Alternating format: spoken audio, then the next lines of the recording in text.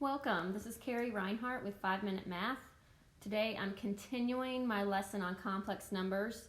This is from Algebra 2, Unit 1, Lesson 2, and you can also find more videos and lessons in Algebra 1 on this as well.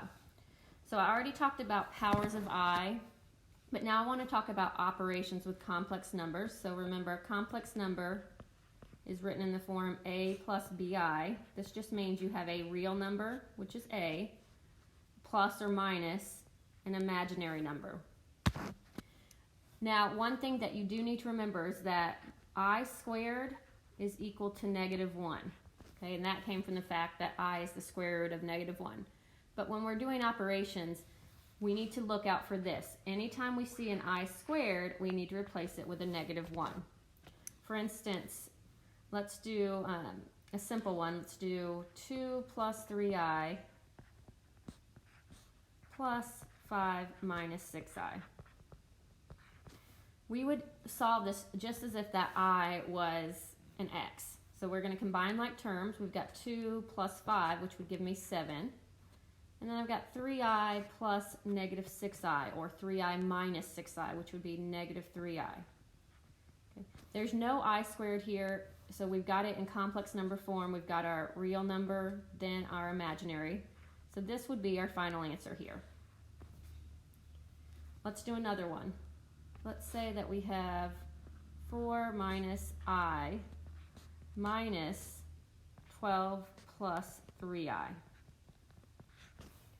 All right, now you've got to be careful here because we're subtracting. So whenever you're subtracting, you've got to make sure that, in this case, we're subtracting this whole thing. We need to distribute this negative to both of these values. So what I like to do is just drop the parentheses off here, because there's no subtraction sign in front. So it's just 4 minus I. And then I distribute that negative in. So the negative into the 12 becomes a -12. And then the negative into the 3i becomes a -3i. And now I can combine like terms. I've got 4 minus 12, which would give me -8. And then I've got -I minus 3i. That's like a -1 minus 3. So that's a -4i. And again, this is done because it's in the correct format. There's no I squareds. We don't have to simplify anymore. So you're good. Let's look at multiplying. Multiplying is when you're going to end up with these I squared. So let's say that we have,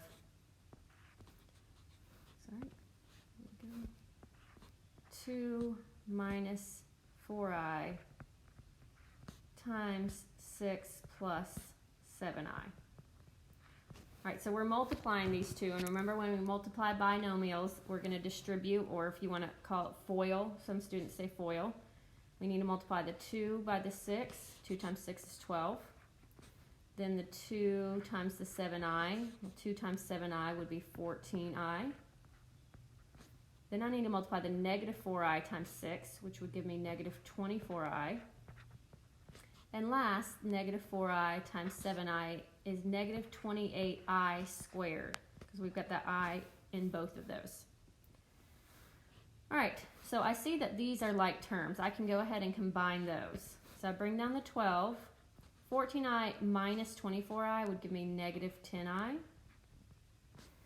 And then here, I have an I squared, so I need to replace that I squared with -1. So I'm going to bring down the -28 and then put -1 in parentheses with that in replace of that I squared. And then I need to simplify -28 times -1 before I do anything else. So -28 times -1 becomes a +28. And then I can bring down my 12 minus 10i. And then now we have more like terms. We've got 12 plus 28. Well, 12 plus 28 is 40. And then bring down that minus 10i. And now you are finished. Okay. And then the last thing I want to look at is dividing complex numbers. One thing that you do need to be aware of when you divide complex numbers is that you cannot leave an I in the denominator, just like you cannot leave a radical in the denominator. So if I have something like 2 over 3i and you're asked to simplify, what they're asking you to do is get rid of that I in the denominator. If it's just a numerator, there's no, it's not, I'm sorry, if it's just a monomial, one term in the denominator, all you have to do is multiply top and bottom by I. Okay? Make sure you do it on top and bottom because that's essentially multiplying by 1, so you're not changing it. Well, 2 times I is 2I, and 3I times I is 3I squared. So what's nice here is that we can replace that 3I squared with a negative 1. So the 2I stays, and then I replace that negative, or that I squared with a negative 1. So I end up with 2I over negative 3. Now you should never leave a negative in the denominator, but you can just bring that negative out front in this case. So we get negative 2I over 3 as our final answer here. All right, now if the denominator is not a monomial, if there's a binomial in the denominator, for instance, if we have, let's say we have 6 over 4 minus 5I. We have a binomial in the denominator. In this case, to get rid of I, you have to multiply by what we call the conjugate. The conjugate is the same terms, but you've got a different sign in between. So instead of 4 minus 5I, the conjugate would be 4 plus 5I. And we have to multiply by this on top and bottom. Remember, you always have to do it on top and bottom because that's essentially multiplying by 1 and we're not changing it. So we would multiply by the conjugate on top and bottom. You will have to distribute here, and same thing here. Okay. But you would distribute just like I showed earlier and then simplify.